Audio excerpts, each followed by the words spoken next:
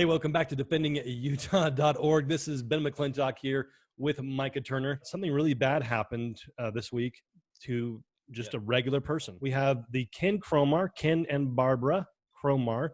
The federal government said, you haven't paid your taxes, we're taking your home. And no, there was no due process, meaning they weren't charged with the crime. They were not put on trial. There was no evidence presented. They just said, you owe us $2 million or something like that. If the feds had evidence that they owed the money they claim they owe, they would have shown it. Just put it on trial. It'd be easy and it'd be done with. This is not about us. This is not about Barbie and Ken. This is all about we the people. We actually have been blocked from being in the courts. Our case began January of 2018. United States versus Cromar, Barbie and Ken Cromar. And what happened is we've still never, ever seen the chief judge of the U.S. District Court out of Salt Lake. Don't know what he looks like, never heard his voice. And yet all of this action has taken place against us. We are here to just simply stand on the principles of freedom, the Constitution, our unalienable rights, the due process and hearing that we're required to have, and a trial by jury. None of those things have happened yet. Basically, as quick as they could, because this is what the IRS does, is they don't do due process, they don't wait for trials, and then in order to complicate the issue, they want to take the property, and then they want to sell it as fast as they can. That way nothing can be done. Yeah. As an individual, you have no time to respond. They plan on people crumbling. They know divorces happen. They know that people commit suicide. That's how brutal and wicked this thing is. Then they did a whole bunch of chicanery. Ken moved back into his house that he legally owns. Officers, how are you? Good, how are you? Good. Who do we have? Officer Kinnaman. Officer Kinnaman and Officer Bird. How you doing? Good, nice to meet you. Good. So what's going on today?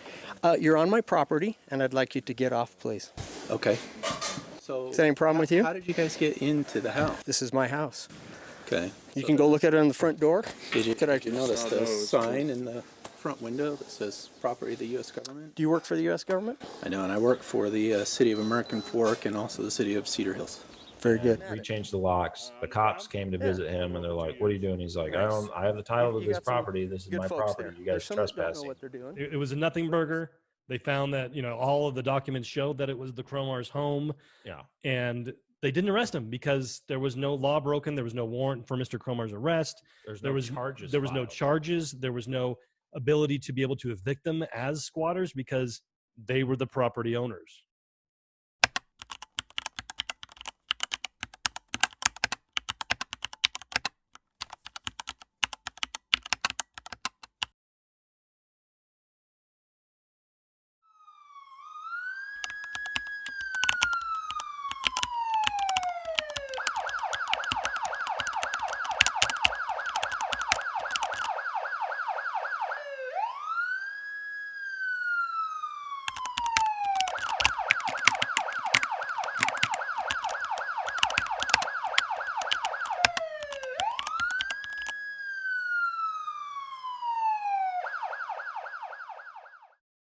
I'm in Cedar Hills, Utah, near the Cromar home.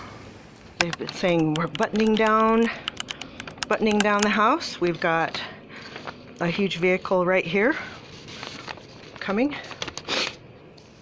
We have officers here. They won't let us go down that street.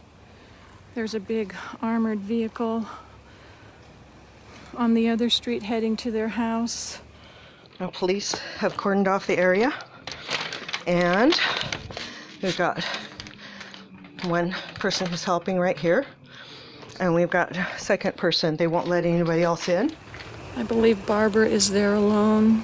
They're buttoning down the houses, getting people out, and cops have been driving around. Ken won't answer his phone. Well, what's happening is apparently the cops have moved in to physically remove the Cromars from their home. This is Facebook Live. Hopefully you're getting this. Going to have an interaction with these people.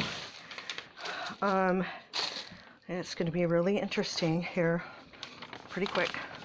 The Cromars have been fighting to keep their home for years against a corrupt government. So they're starting the process. I'm gonna go run downstairs and get a constitution. I was told they had a vehicle there with a battering ram attached to the front of it.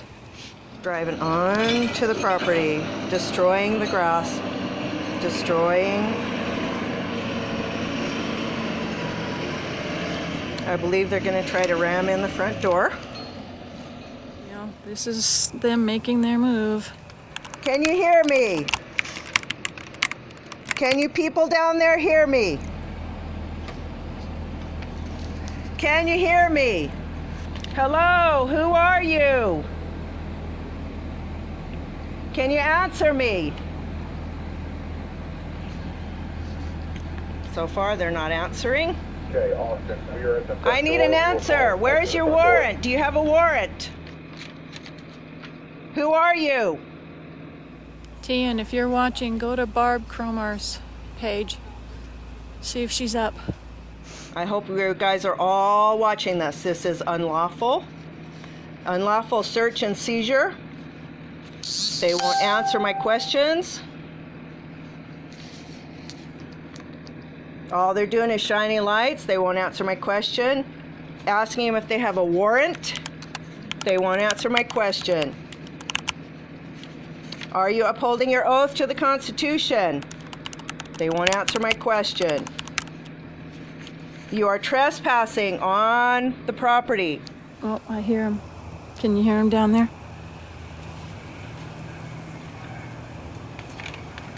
Sounds like a megaphone type thing or whatever it's called. Attention to all those individuals who are inside the home at 9870 North Meadowview Drive. This is the Utah County Sheriff's Office. All occupants inside the home are ordered to exit out the front door of the home immediately. If you refuse to exit the home immediately, you will be arrested. There is a valid court order to evict all individuals inside the home and property. Is there a warrant? You are hereby notified that you are trespassing and subject to arrest. An order doesn't do it. You gotta have a Anyone warrant. who interferes with any police officer will be arrested. Do you have a warrant? Do you have a warrant? Hello? Do you have a warrant? But we know they have 3 points set up around the house. So I got that from the police scanner. I don't know where they are though. We got people over here, out this window.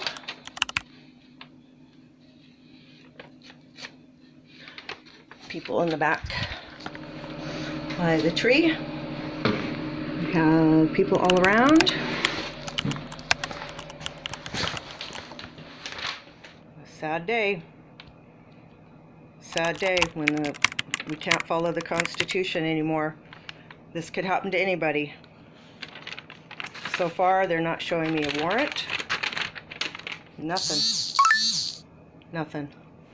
All right, I'm going to go live. I've never gone live on Facebook and it makes me nervous, but I'm really scared for some friends of mine who there's like at least 25 cops on this street, if not more, on all the other streets. It's insane. Trying to kick a lady out of her house.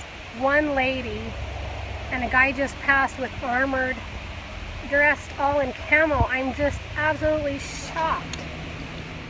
That's me in the house. This is unlawful, illegal.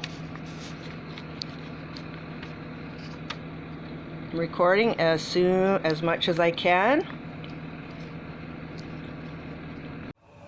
Oh no, Barbara's live stream just ended. I'm at the top of Cromar Street. They must have got far out because the police are moving out right now. So I was just told by their son that Ken was arrested. Oh no. That he called his youngest from jail to give her the heads up. They're not comfortable no matter how you move them. Let me double lock them though so they don't keep tightening down on you.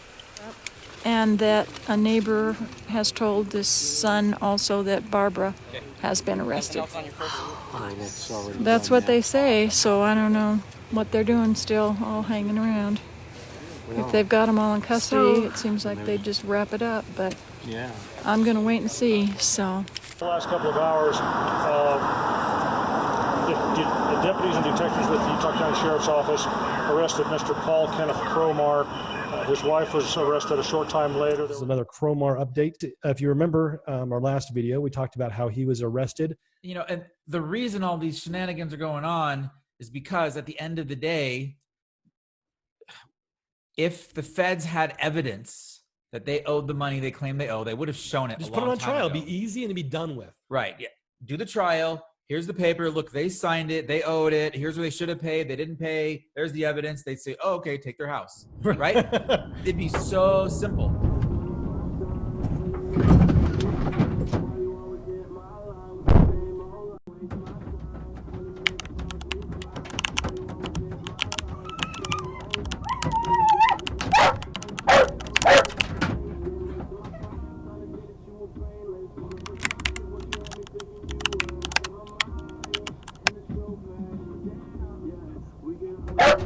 We were just released on bail. You violated the terms of your release. I did? How? You weren't allowed to be within 1,000 feet of the residence. I think there's a mistake here, Officer Nakai. That was never said. I looked at the papers today.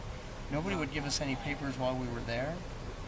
This is not right. When I got arrested the other night, I'm just going to tell you, my shoulders were hurt badly the other night because these are tight and they don't work well with my. I've got bad shoulders. We're happy to move him to the front if you'd like. Please, the shoulders don't do well. Okay. So, Ken, I have a little bit more information. So, apparently, when you signed some paperwork to get out of jail, there was a pretrial release agreement that you signed, and in there it stated that you would not be within 1,000 feet of the residence. I did not see that. They've run you through the thing real fast. I read it. I don't remember seeing anything like that. We had to get our cars. I know. I'm sure you had a lot going on, but it's something that you signed when you were released from the jail. So that's what they based this warrant on. Wow. So this is really clever. On whose part? Everybody involved. Well, we're just enforcing orders and agreements and law. So, I don't know what else to tell you. Maybe when you get back to the jail, they can show you the paper that you signed where it said that. Yeah, that would be nice. So, that'd be nice. Did they give you any paperwork when you left? We couldn't get anything from them. No charges, no written charges. I still haven't seen a report. I've been asking and asking and asking for these things. So, I'll tell you how it typically works, Ken, when people go to jail, like on a domestic violence incident, they are given paperwork that says, yeah. You got to understand one thing first. This is not about us. This is not about Barbie and Ken. This is all about we the people.